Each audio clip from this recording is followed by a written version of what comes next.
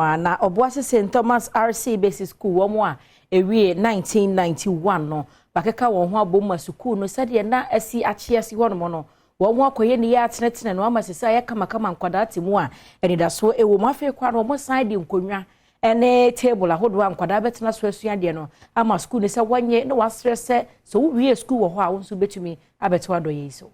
One more movie of Obuasi St Thomas RC Basic School wa fe apema hankro ne de okro ba ko ne mo no ene de omani esa kire school ne mu a school adan ne bia na ntiapo no wo ma yensakraye ewo ho abroni Adom Kasee ama ne boni yetwetwe nkomo no August no ye chairman ema se group no ekire se eho hia pan yi set na ya desuafo betena asua de no ebedi ni na ye kama isanse no tumebua ema desuansem no tumi ye koso yi asanso so no kire mu adan ne bia omo yensakraye ewo ho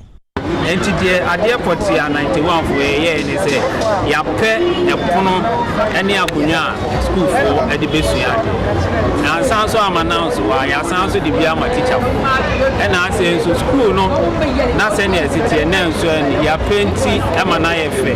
asanso amana ye nika obi etwem o se aha ye bebia osua ade a bekoso enwachi headmistress a school ne mo edesida ema 1991 year group yi woso mo bo mo nsra be ma obeyen sakraye wa dan ne bi ho de ma wo mo 91 for the ma be ye ni so na ye mfed ye tun sa fre afufuro ada ye so o mo so mra na wo ma ye de ye ni o ma ye na titi ye pa ni computers yete Obuasi mfimfi so ye ni computers the crack no opanyina wogina mo Obuasi Municipal Director of Education Godfred Benin enso de abasobo ema school ni mpanyimfo se ne ma wo school ne mo no wo mo ehwesiye Ghana ade ba ko higher pie maintenance culture eti mestre head teachers no ene teacher for no nyina se